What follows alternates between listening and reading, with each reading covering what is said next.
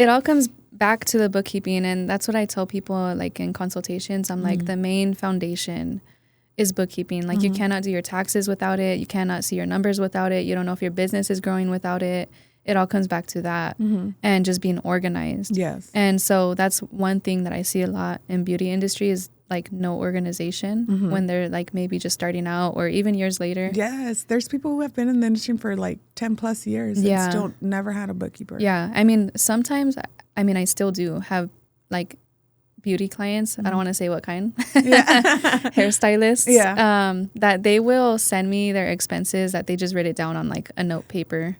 You know I'm being why? serious. No, I believe you. It's just what ends up happening. We're so unorganized when it comes to the business part of it. Yeah. And so it's everything. You're lucky you didn't get a bag of receipts. Yeah. You know? Yeah. Because it's... Well, they know I won't accept that. So.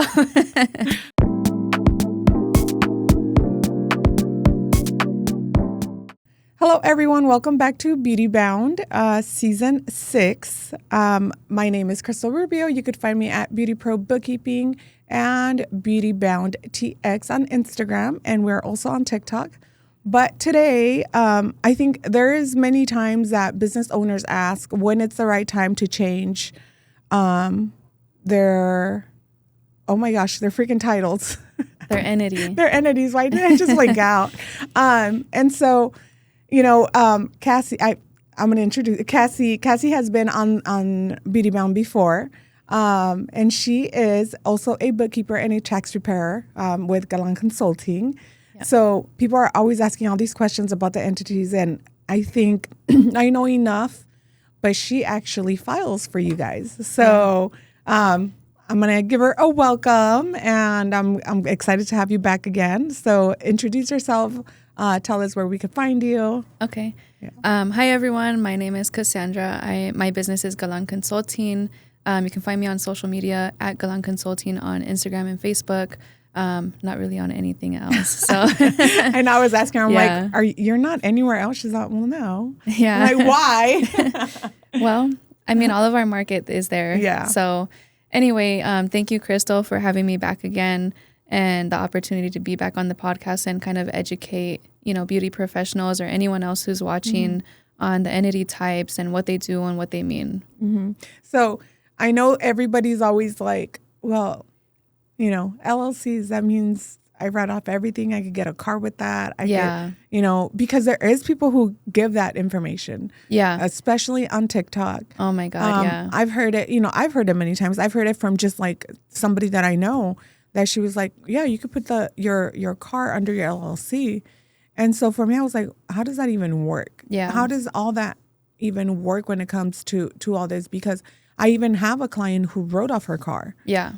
And she went to a CPA and they wrote it off for her and everything. Yeah. And I was like, how in the heck? I mean, there's always ways that you can go about doing different deductions. Mm-hmm. Can we start with like sole proprietor? Like go through like the whole list. Let's go from the beginning. Yes. Yeah. So in taxes, when you have a business, you could be a sole proprietor. Mm-hmm. You can be an LLC. You could have an S-Corp. The way to be an S-Corp is you have to have either an LLC or a corporation and elect it to be taxed as an S-Corp. So the S-Corp taxation is not something that's just like automatic. Mm-hmm. You have to send in a form in order to get that taxation election from the IRS. So going back to sole proprietors, this just means that like you don't have an LLC in place. All you have is probably a DBA with your county. You may or may not have an EIN number. Like EIN numbers are not required for sole proprietors. And then with the LLC, like if you go to the state, you file an LLC, now you do have an actual entity. You have an EIN number, but this does not mean that like now you could write off your whole life. So I swear the amount of people. Yeah. So like that's why we're doing this podcast, right? Mm-hmm. Because I get it all the time. I know Cristal gets it all the time about like, oh, I have an LLC. I want to write this off. I want to write that off. I want to write like my hair, my nails, my lashes, whatever. It doesn't work that way. Like Mind you, I have written off my hair. Yeah. For an event. Yeah. 25% of it. Yeah, exactly. Like there are ways to do certain things and to be careful about it, but you can't just write every single thing off just because you have an LLC. So sole proprietors and LLCs are taxed exactly the same on a tax return. They both go on what's called a Schedule C form. All the same deductions that a sole proprietor has are all the same exact deductions that an LLC has. So the IRS, the rule for deductions or expenses is that they have to be ordinary and necessary for your business. The way I like to like simplify that for people is like, if you're buying it for the intention of your business, then yeah, you could deduct it. It's a write-off. But if it's for something else, that's not a write-off. Like you can't write off your vacation. You can't like go on vacation and take a client call and now it's a business trip. Like it doesn't work that way. So what about, and this, I'm asking this one for me. So what about when you are an S-Corp, right? Or even LLC, because you have your board members and stuff, right? Right. And you decide like you're going to do a board meeting somewhere, because I literally saw this on TikTok. I've seen that before. Yeah. So I know what you're talking about. Like you go on a trip and you have a board meeting. Technically, I mean, this is probably not something that I would do unless it was like legit. Yeah. But technically, yeah, if you schedule a meeting with your board members, right? And it's at like a specific my family, I'm just kidding. Yeah, it's like at a specific place that just happens to be in like Cancun. Yeah. Then yeah. I mean, and this is how exactly, because people actually do that, right? Like actual big ass corporations do this. Yeah. And that's exactly how people like me or you, or even like beauty professionals, like we go to conferences, right? They just happen to be in Vegas. Yeah.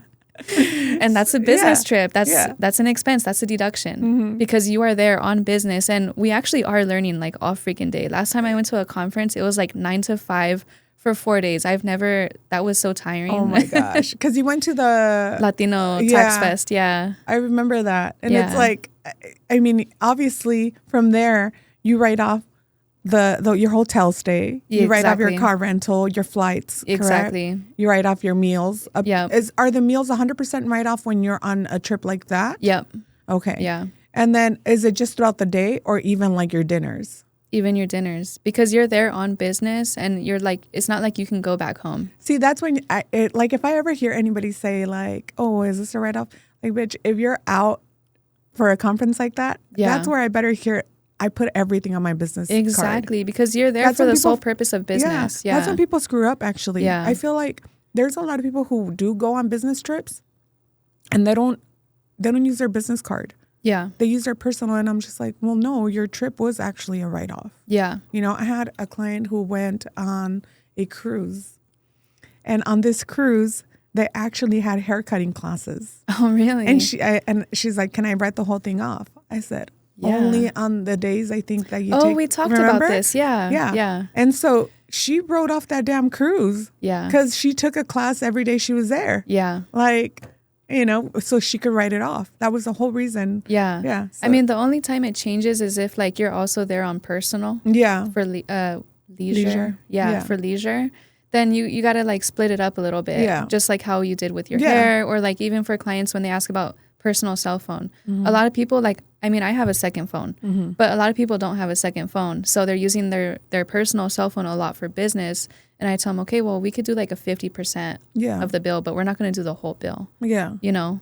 So that's why I got a business phone as well. Because it was just like having to sit there, and I knew that my phone is used mostly 75% for work and the other 25 for personal. But at the same time, it just felt like if they come after me and then having to prove all of that. Yeah. Like I don't want to do that. Yeah. So I do have a second phone now. Yeah. But I mean, Spectrum Mobile is really cheap. So. Is it? Yeah. No way. It's like $30. I'm out here for just the line. Yeah. Yeah. I'm over here paying shitload of money. Yeah. Thanks. Yeah.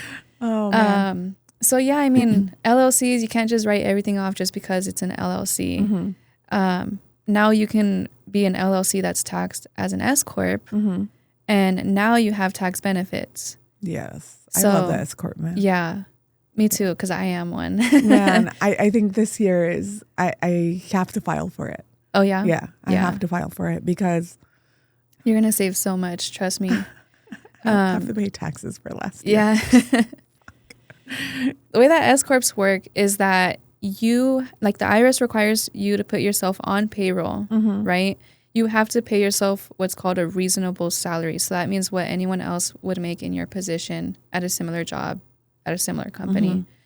And so you put yourself on payroll, right? Let's say, just for an easy example, that the business profited. So this means after expenses, business profited $100,000 in a year. Let's say your reasonable salary is like $50,000. So you put that on payroll, taxes are deducted from that, all the regular taxes, federal, Social Security, Medicare, depending on the state income tax, right? All of those are deducted from your paychecks, but you still have $50,000 left over in profit. You could still take that out of the business in the form of distributions, and they're not subject to Social Security and Medicare tax. Okay. So that's 15.3%. Yes. And that's what kills a lot of people on like a sole prop or a regular LLC.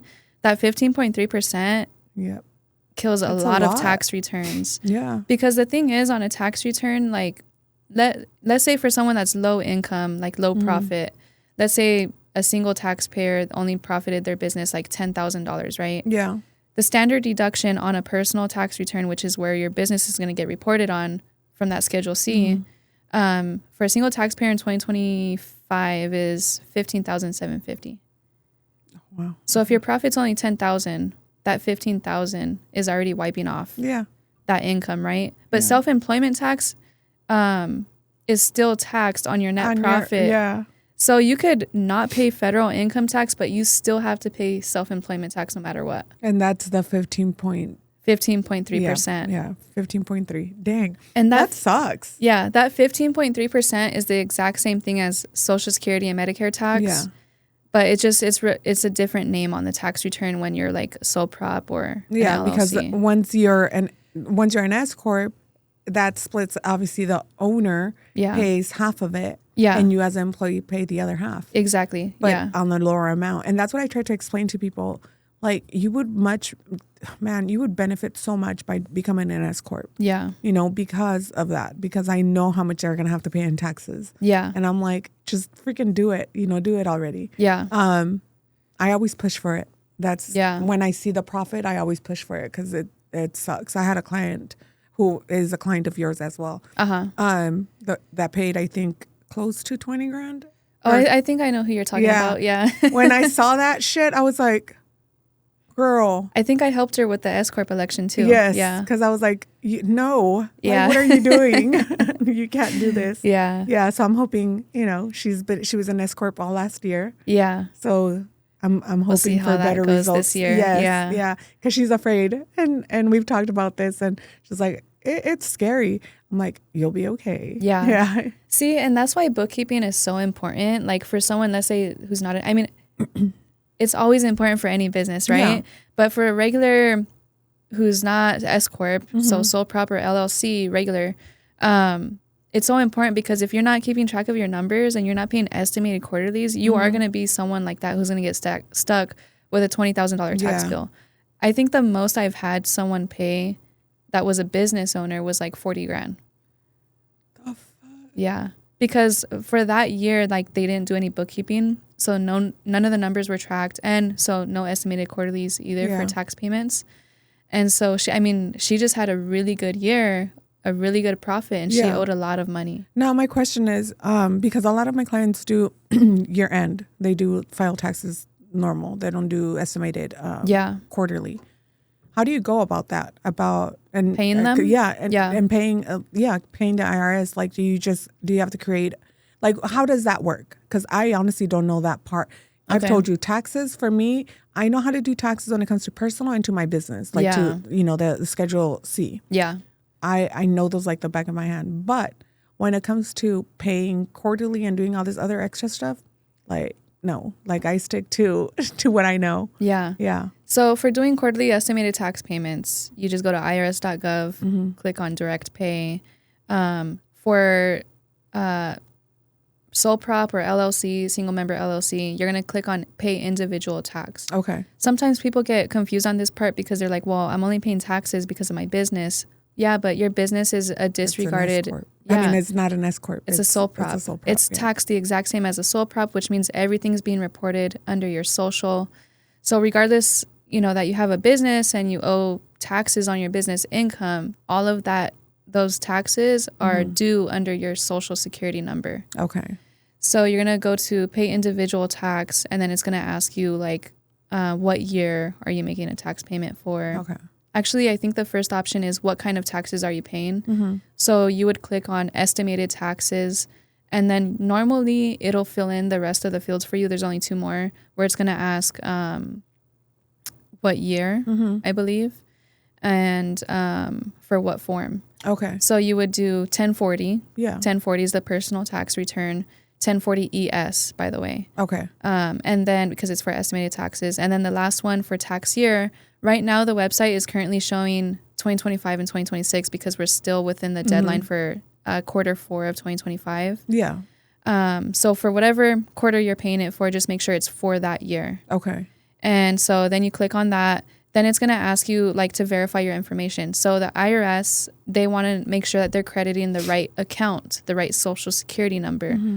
So they're going to ask you to verify information from a prior year tax return. Okay. So you can click like 24, 23, 21, whatever, and put your information as it shows on that return. So even if you have moved since then to a different house or address, whatever, you have to put the same address that shows on that return that you're verifying information from. Because that's when people screw up their... Yeah, and they can't verify them. Yeah. So your name, social, date of birth, the address as it's shown on the return that you're verifying information from.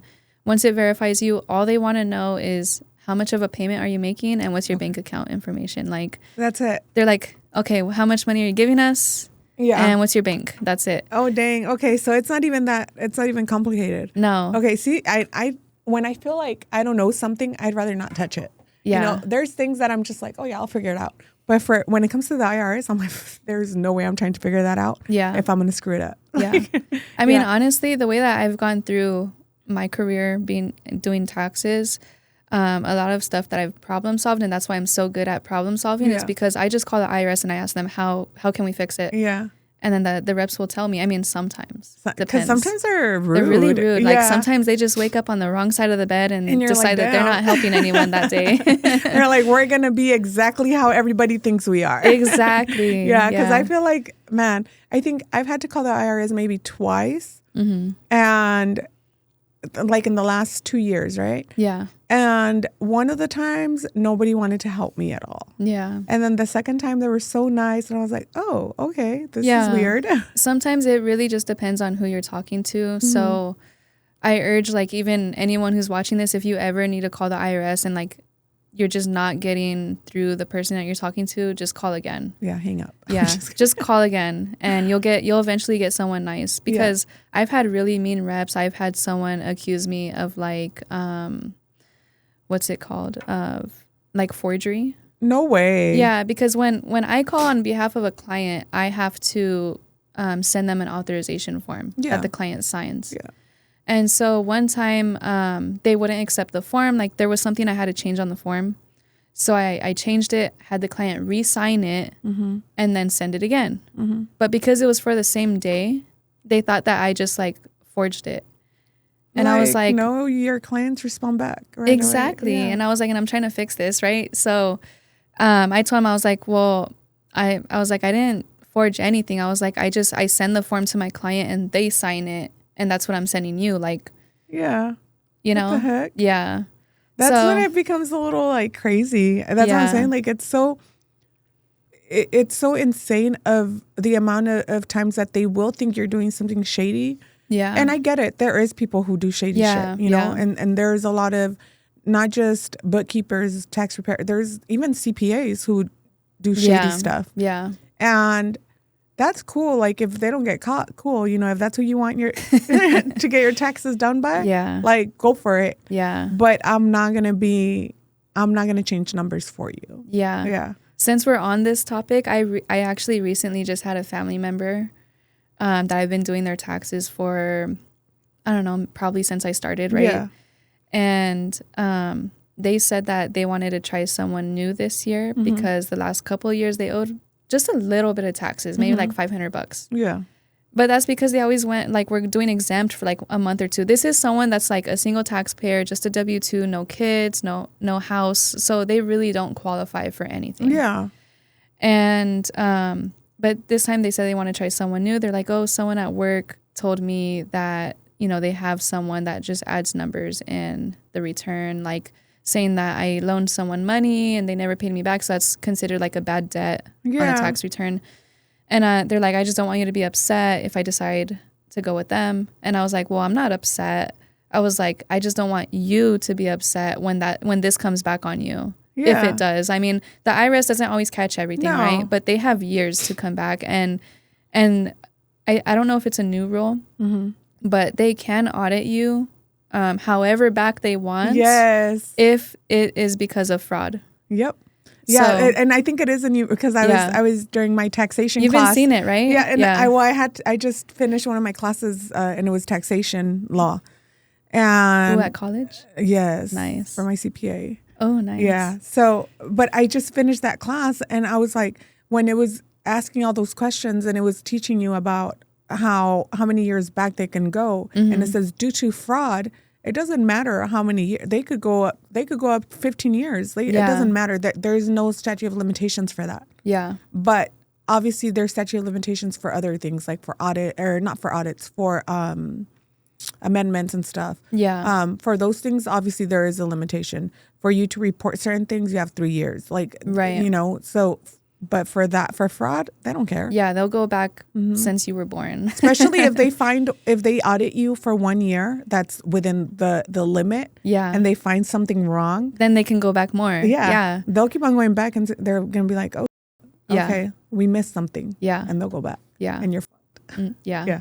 I don't want to do that. Yeah, I know. I had a client in California, and this person wasn't even a business owner, but the state, I think their limitation is like, at the time back then was like 20 years. Yeah.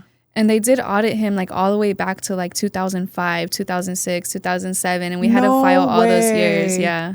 What? Yeah.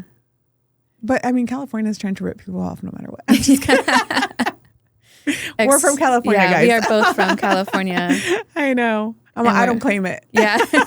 Neither do you, huh? Dude, not here in Texas. Hell no. No, you know, and not just because here in Texas, I love Texas. Like, I've always said, like, I would never go back to California. Yeah.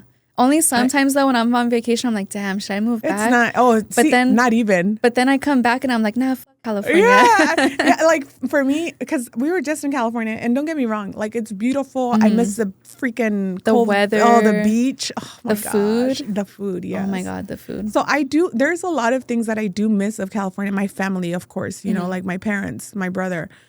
But I still wouldn't move back. Yeah. Because I don't know, I love my life here. Yeah, so it's a better quality of life. Yes, I love Texas for Texas. Yeah, it's not like, you know, the hustle and bustle, and every day is like fast life in California. I remember I used to work all the time. Yeah, it was insane. Yeah, and Javier used to have to work all the time. Like, and our time with our kids was like very limited. Minimal. Yes. Yeah. That was exactly why I started my business. Yeah. Because I had my daughter, and I was working in insurance at the time. I was an agent doing sales, and I had to work 6 days a week, roughly around like 9-10 hours a day. Dang. And I mean, my family was watching her, which was great, but it just felt like I wasn't the one raising her. Yeah. Like, I would go to work, pick her up, and at the time I was working in Orange County, driving in Riverside.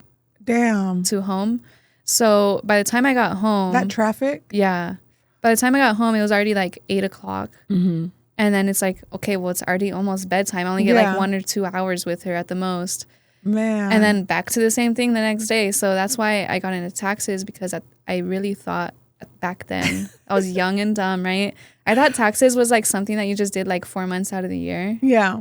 No, there's way more to taxes, but I still wouldn't trade it. Like, I mean, obviously business is way full time now, where now I have employees now, right? But I still wouldn't trade it, like, because I can still have the freedom and the schedule to do whatever I want and be there for my kids. Exactly. And you can take your work anywhere. Exactly. Like, you don't have to be stuck in one place doing your work. Yeah. Like, I think since I started my business, I've been able to travel more. We've been able to do things with the kids more. Yeah. Because I don't have to stop my work. I could just take it with me. Yeah. You know, so for me, I'm just like, we could go whenever. Yeah. And that's what made the move from California to Texas so easy for me. Because when I started in 2018, I was already virtual back then. Yeah. And then COVID happened, like 2020. So then you had to be virtual. Yeah. So then like everyone else was becoming virtual. So now it was just a thing to become virtual, you know? But I was already doing that. So it just made it even better. Like people trusted more virtual services. Yeah. And then because you've been doing taxes,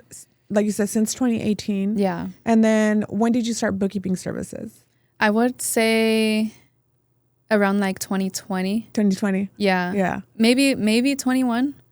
Because that's when I like took the class to do it. Yeah. You know which one. Yeah. And that's when I started adding it. And then, but it got more serious around like 2022, I think. Because then I did the additional course that she had. And then I also hired a coach, a different one in 2022 that helped me like to niche down and everything. Yeah. So that's when awesome. it got like more serious. Yeah. See, 2020, I think 2021 is when I started. And then, but I was just like, it'll be something fun. Yeah. Because I already had my freaking degree for it. But I don't know. I got it only so that I could do my own business stuff, not for somebody else.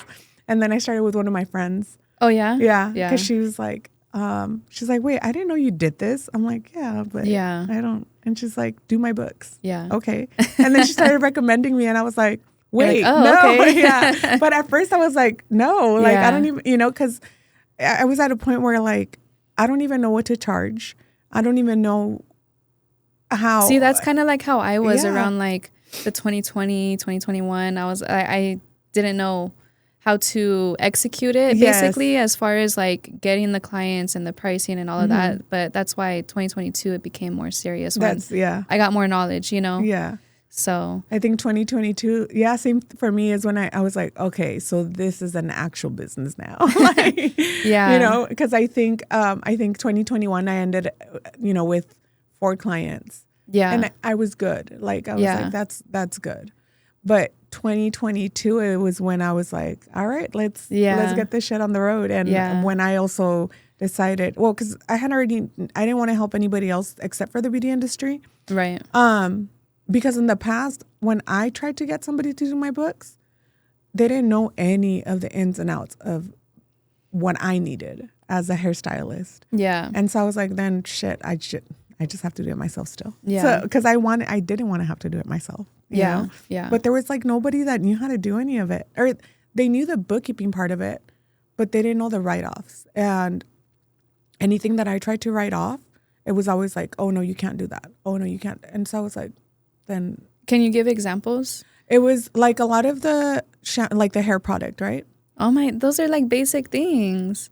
Exactly. See, like, because I started off in tax and I've worked with a lot of different industries and I still do, but because I started off that way and I know the IRS rules, to me, it's like, okay, if it's for the intention of your business, it's a deduction. Like, it doesn't matter that it's shampoo to put in your back bar or inventory, whatever. And I don't think she understood that part. Yeah. I don't think she understood. She's like, well, no, because how can they tell if it's shampoo for you or for the business? You're like, I'm a freaking hairstylist. Like, what the fuck?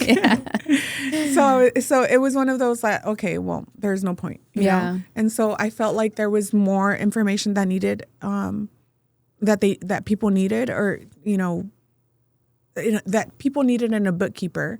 And so that's when I was like, okay, like when my friend asked me, I was like, okay, I'll do it because I know the industry. Yeah. But I think it was a little bit easier only because of that. But even then, like, I mean, we go back and forth a lot, or I ask you a lot of questions on a lot of things because you know taxes so well. And I'm always coming to you for that shit. So I think like, I think I love the way that we could work together in a lot of those things, or sending clients back and forth. Yeah. So that's really cool. Yeah.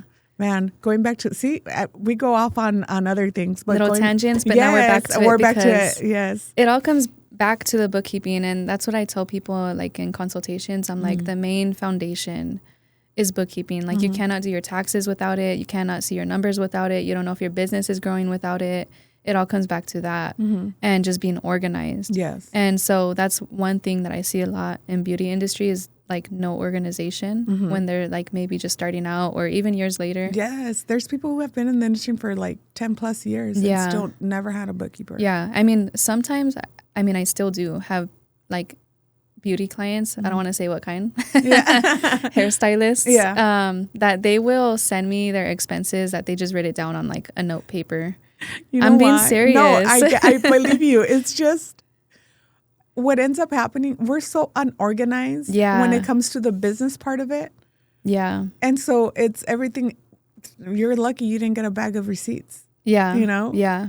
Because it's... Well, they know I won't accept that. So man. Yeah. I mean, if you are giving me receipts, that's bookkeeping. That's not a tax return. Exactly. So yeah, but it's that it's you don't set the time aside to sit there and write your actual numbers. It's at the end of the year, you're trying to add all your receipts, your bank statements and everything. And so it takes a lot longer. Yeah. And I know because I've done it for myself before. So, yeah, that's what ends up happening. But again, the bookkeeping is important for all this. One of the things that also is different from from LLC to an S-Corp, I think, right? Is the balance sheet. Yeah, you have to have, well, it's not required on an S-Corp return unless you're over like a certain amount. I always like to include it as long as you're doing bookkeeping. Yes. I believe the threshold, and don't quote me, like whoever's watching this, look it up, but I believe it's around like 250 grand in revenue that you have to include a balance sheet, I believe. Yeah. So like I said, don't quote me. Look it up. No, but because I know when it comes to the S-Corp clients that we have in common, I know you always do ask for the balance sheet. Yeah. And at first I was like, wait, what? Like you're like, why? Yeah. And then it was at that time because that was very neat for me, like finding out like how the S-Corp works opposed to like the LLC and Sole Proprietor. That was new to me only because I didn't have clients who were S-Corp before. Right. And so now having to go back, and and this is what happened. I had to go back to some of these clients, and now I had to ask them, okay, I need your receipts now for the equipment that you bought because the depreciation. Yes. Yeah. So now I'm like, damn, I know there's some things that we didn't write off, that we wrote off as a full, like no depreciation, as a full expense. Yeah. And now I'm just, especially like there's one coming up. There was a piece of equipment that's over $60,000, and so I know it's paid off, but I know there's a loan for it as well. So now I'm thinking, okay, so how are we like? Is this? I go, do you want to write it all off, or how, Yeah. And so because now it's when it comes to that, it's the client's choice, right? Whether they want to write it off or depreciate it. Yeah. Yeah. Because the IRS has a rule. Anytime it's over like $2,500, it's supposed to be depreciated. But they just brought back Section 179, which bring back 100% depreciation. Okay. Because before it was like phasing out. Now they brought it back with the new bill. So the client can either depreciate it 100% or they could depreciate it over a certain amount of years based on the equipment. But it can't be written off like on the P&L, you know? So your client can decide, I want to depreciate it over years. That way they can take advantage of this write-off for the next however many years, or they could depreciate it, all of it in 1 year, and then it'll take off 60 grand from their net income. Okay.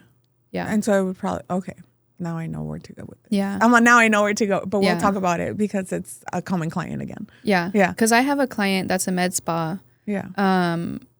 This person bought like a $40,000 laser machine, and I told her, okay, you can depreciate it or over years, or we could do it all in 1 year. Well, profit was a little bit higher than she expected, and she did not set aside like enough taxes. Yeah. So she's like, let's just depreciate it all this year. Okay. So that's like something, like a planning type of move, you know? Yeah. Okay. So that's what I'm going to have to do. Yeah. Yeah. And again, only because I don't want them paying a shitload of money. Yeah. So. And the good thing about stuff like depreciation that I'm aware of, like for people that are trying to buy houses and stuff, is that depreciation can be added back into your income because it's not directly from your pocket. Okay. You get it? It's not like an expense that you paid out of your pocket because it's depreciated. Oh, okay. That's what I heard from a lender. Yeah. Yeah. And same with car mileage. Okay. Yeah. That's true, because all that shit brings you down, you know? Yeah, and car mileage adds up so quick. Like, I mean, so many love people. I love car Me mileage, too. man. Like, especially, I think for last year, I was like, damn.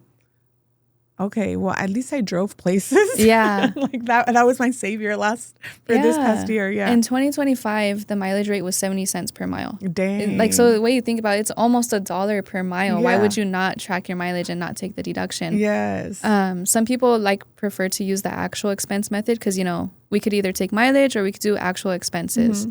But we can't do both. Yeah. And so mileage is supposed to account for like gas, maintenance, repairs, depreciation, right? That's why they give you a standard rate for that. I would rather do that. And actual expenses is like you still have to track mileage either way. They want to know both business and personal miles because that gives us the business use percentage of the vehicle.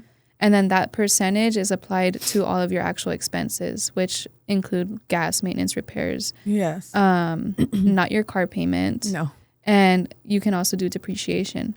What I don't like about actual expense and the depreciation is that if you ever sell the car in the future, you have to recapture that depreciation on your tax return. And honestly, most of the time, mileage comes out higher than actual expense anyway. Like, it's not like you're buying tires every week. No. You know? And that's another thing, like, that a lot of people ask, and I am very, like, from when I say this to everyone, your write-offs, when it comes to your mileage doesn't count from home to the studio to work. Yeah, it's commuting. Yeah. But now if you're going to buy supplies, that counts. Yes. And that is from home to where you go and buy the supplies, right? Yes, yeah. So, and that's what I always tell them, like, you cannot, it's like if I was to write off every time I come to the office. I can't write that off. But I can write off when I come to do podcast. Exactly. Because that's not part of my business. It's part of it is still a business, like a business thing that I do that ties back to my business, but this is not my job. Exactly. Yeah. Yeah. And I tell people, like, the example that I like to use is like if I worked at McDonald's. So if I worked at McDonald's and I was just driving to and from McDonald's every day, like McDonald's is not going to reimburse me for coming to work. So it's the same kind of, I guess, mentality or whatever regarding business owners, like just going to and from work every day, like you can't reimburse yourself for that. So it's the same exact thing. And so that is what I also say about meals. So like if you are, because I see this a lot in beauty industry. Yes, we're the worst. Like always delivering. Because I used to. Yeah, always getting food delivery, like Grubhub or Uber Eats or what's the other one? DoorDash. Yeah. So I see a lot of that. And they're like, membership on there. Yeah. Yes. I see a lot of that in books. And they're like, well, I was at work and I had lunch. And I'm like, but that's not an expense. Yeah. Like, just because you're at work eating lunch doesn't mean, like, if I worked at, I don't know, McDonald's. Yeah. And I buy my own food because McDonald's doesn't give it to me for free. McDonald's is not going to reimburse me for it. So as a business owner, you can't reimburse yourself for that. No. Now, if you're buying a meal for your client who's been in your chair for 4 hours, that's a different expense. story. That's an expense, but I better have the name of the client as well. Yeah. To put on your notes. Yeah. That's what I always say. Like, if you had a client and you're buying them lunch, just give me the name of the client. Yeah. You know? Just write it on the receipt or something. Yeah. Yeah. Another one is like if let's say we have a consultation with a prospective client and because I'm virtual, rather than virtual, I actually meet them for lunch. That's an expense because we're talking about business. This is someone that I am hoping to do services for. So that is a business expense. But those are only deducted at 50%. As you know, the IRS has rules on meals. But because it used to be for a bit, I think in 2024, they were at 100%, correct? I don't think so. No? Maybe further back. 2020. Because as long as because I thought there was 1 year where, and it might have been during COVID season. See, yeah, further back. Right? Yeah. Yeah, that I think it was, the meals were, and then, because I think I just saw where it's like, okay, they're no longer 100% deductible. Now it's 50% deductible. Yeah. And I was like, oh, well, that sucks. Some of them are still 100%. Like, for example, providing food for a client. That's going to be 100%. Also providing food for like your team. If you have employees, that's 100%. But it's when it's something that's for yourself, it's not 100%. Yeah. Yeah. See, that's why I like if you get tips treats for your clients. I've seen those. Yeah. Yeah. Yeah. So because I've done it myself too, where like I send to, one of the As a gift or something. Yeah. Yeah. Because you have to, also you have to be mindful and you have to do little things for your employees, I think. Yeah. And send them things. So that's okay. Yeah. Also for gifting though, there is a threshold for that. $25. Yeah. Yeah. So you can be giving your your employees. But there's ways that you can make it to something else. Oh. Like let's say it's not food. Let's say you are gifting like, what are those big Stanley cups? Oh yeah. And it has your logo on it. Mm-hmm. That's 100%? advertising now. That's advertising. No way. Yeah. Because it has your logo on it. This is now like a promotional product, right? Yeah. Oh, okay. So you could write that off. Okay. So I learned something new. Yeah. Okay. Now I know. 'Cause I know. Like I have a client that's a life agent. And so she does holiday cards every year around Christmas. So she just puts the logo of the company she works for so that she could write it off. No way. Yeah. Because life agents are kind of like 1099. Okay. They're like statutory employees. I don't know if you know what that is, but they're able to write off expenses because they don't get, I can't remember off the top of my head. They don't get Is it like their benefits? Federal tax deducted, but they do get like Social Security and Medicare deducted, but not federal tax. Oh, what? Yeah. Oh, dang. Yeah, that's how statutory employees are. Yeah. I didn't know that. I'm telling you, I always learn something new from you. Yeah. Man. So when people want to go back to file, this is one of the things that I do always tell like anybody who's starting new. Yeah. I'm sure you do too, that if they're going to start off, like get your LLC right away as well. Yes. Well, especially the EIN number. It changes. Yeah. But especially like here in Texas, it's so cheap. Yes. Like the filing for just the LLC, like unless you're using a service, but the filing is only $300. Every year you have to do an annual report, but it doesn't cost you anything. No, it's free. But in California, for example, it's $800 a year. For LLC? Yeah. Holy shit. Oh, but also, did you know that estheticians are not allowed to have LLCs in California? What? Yeah. Why? Because it's like you have a professional license and professionals are not allowed to have LLCs in California. The way that the state, I don't know word for word the code. Yeah. But the way that it's looked at is like you have a professional license. It's okay. Yeah. We're putting footsie, guys. Yeah. You have a professional license. So like you should be held liable for your work, basically. You know? What?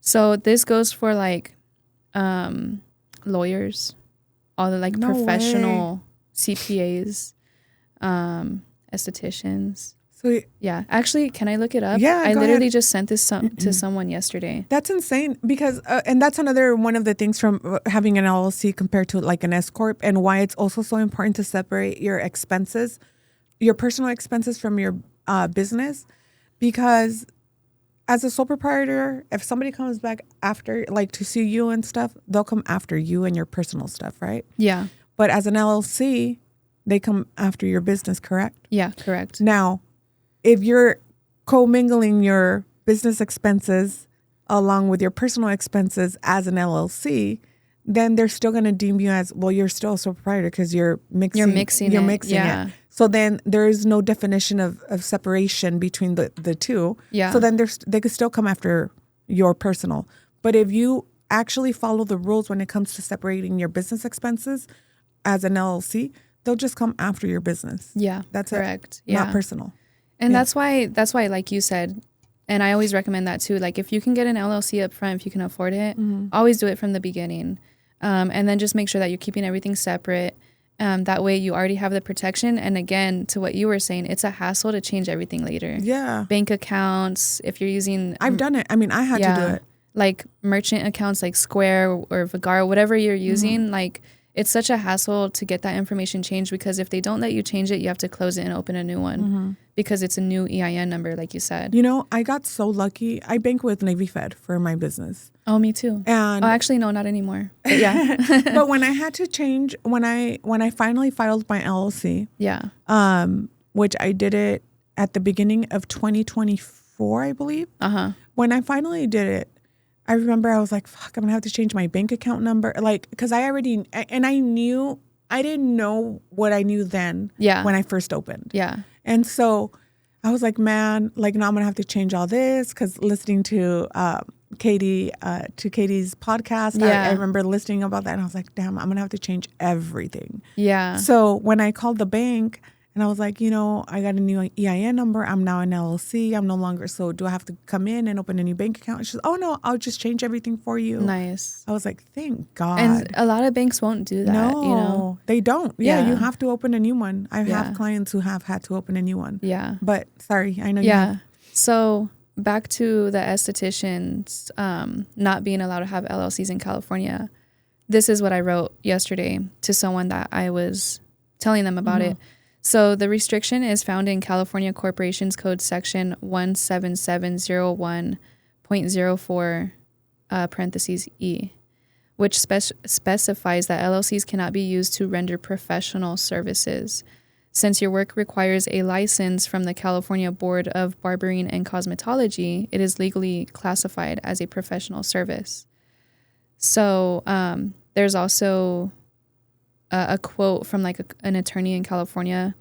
An attorney from the California Secretary of State's office stated that estheticians aren't included in the professions that are authorized to form professional corporations, which is something different, not an LLC. It's called a PC under the Moscone-Knox Act, and they shouldn't operate as LLCs, violating Corp Code, the 17701.04 parentheses E. So because estheticians are not in that list of authorized professional services, they can't open an LLC. They also can't do a PC. So most are supposed to just operate as a sole proprietor in California. So what happens if they happen to open a spa? Like, they still can't get an LLC? I guess not.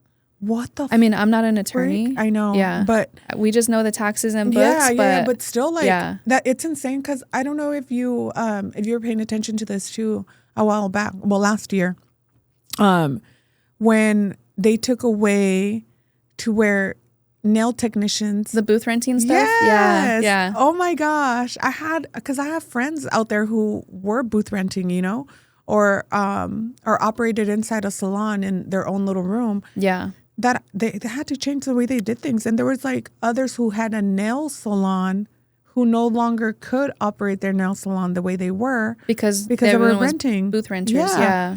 And it sucked so bad when that happened. And I know they've gone back since then, and they changed. I know they had extended it because they were fighting for it. Yeah. They're back to being able to do booth rent.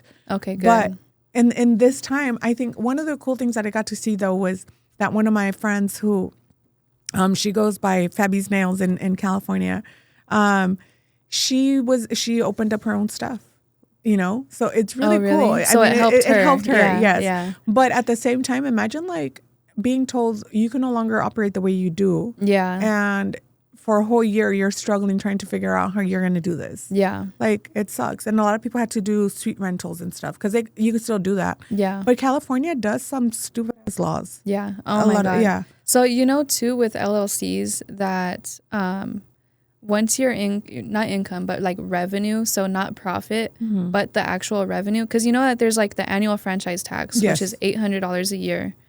So there's another fee aside from that called an LLC fee. And this is only based on revenue. It's not based on profit. And it has certain thresholds.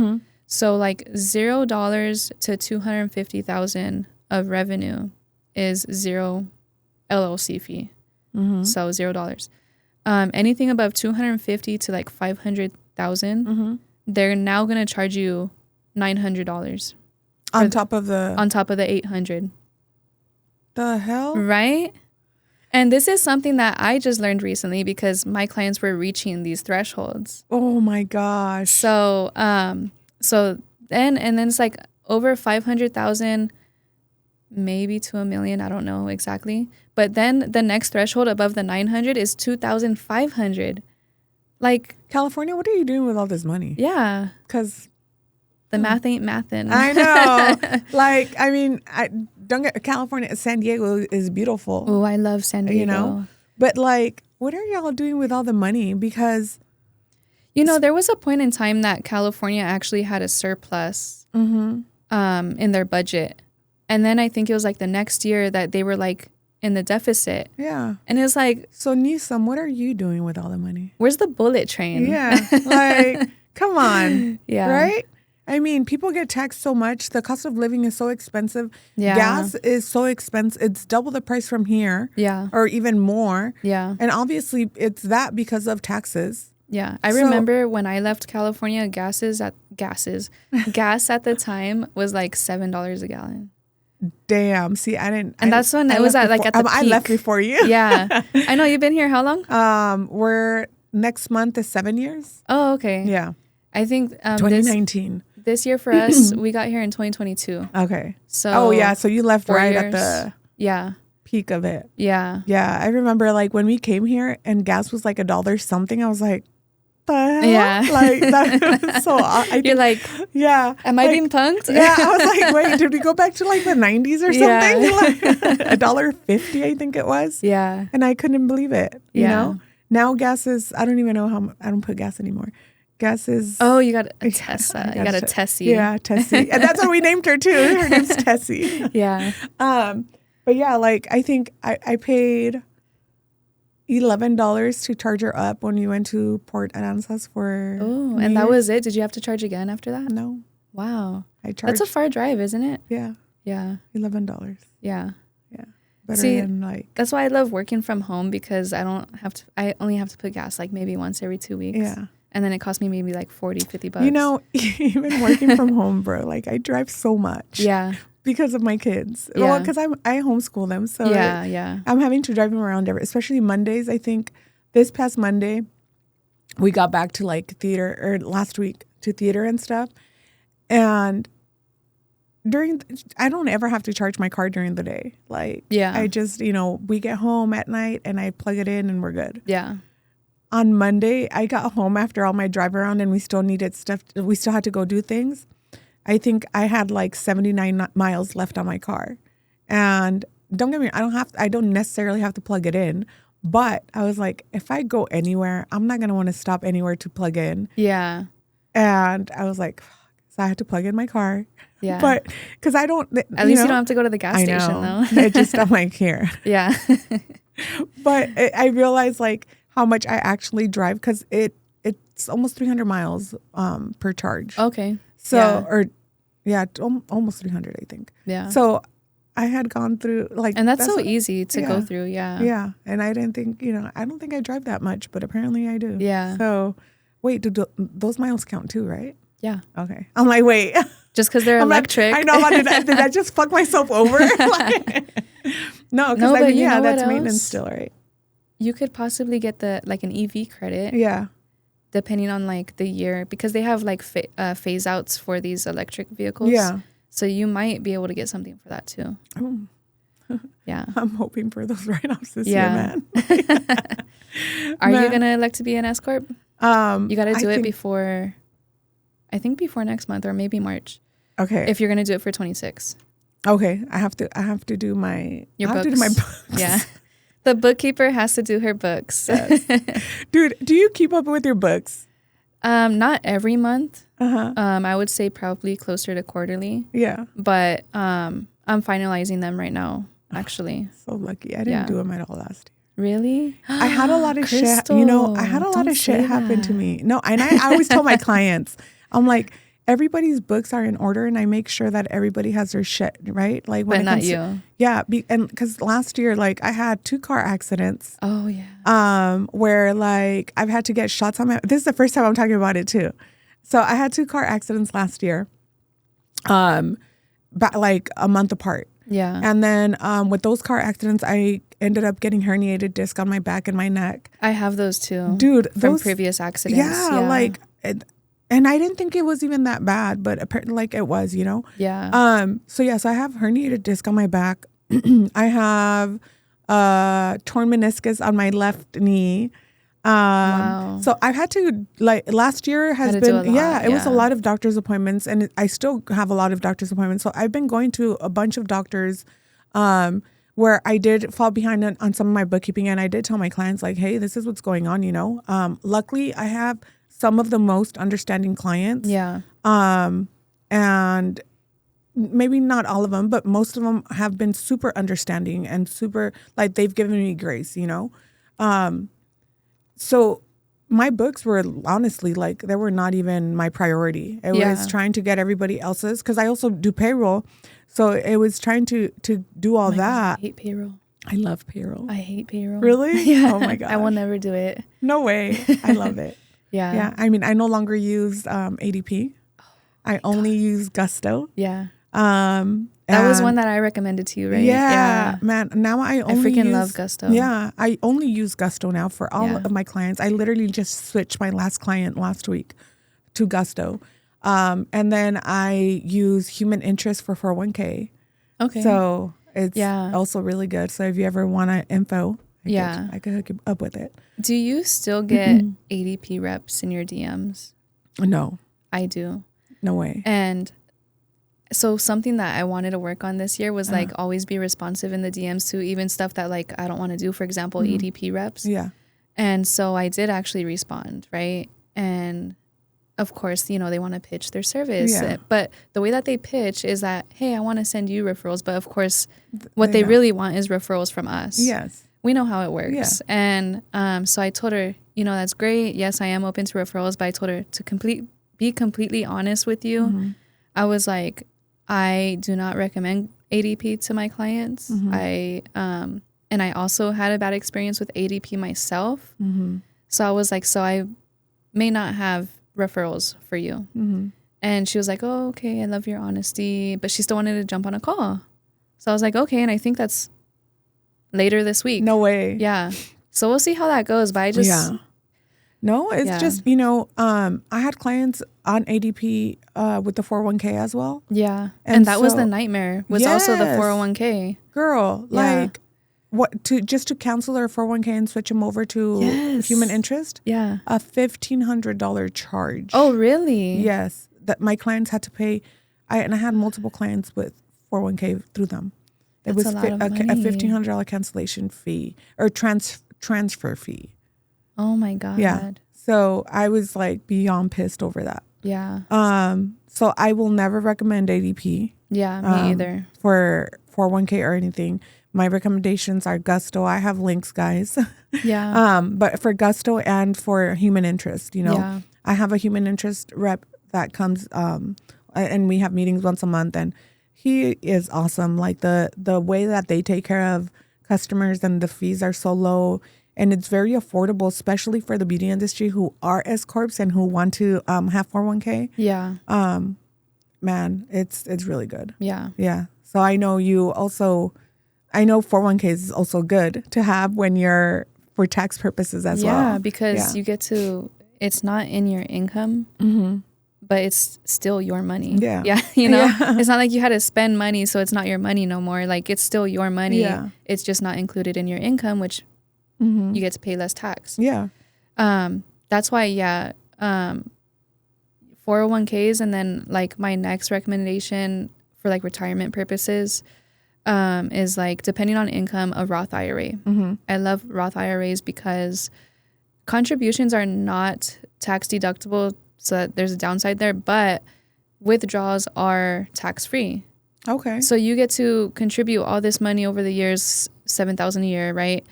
All over these years, and then however it grows within the account is still tax free. No way. Yeah. Okay. So you could contribute, you know, $7,000 a year up until whatever the retirement age is, 65, and then whatever you withdraw is tax free, and it doesn't matter that it's more than what you contributed because it grows. Okay. However you decide to invest it, you know, with your financial advisor. Then the next one is like a traditional IRA. So these are always good too, because you get to deduct your contributions up to $7,000 a year.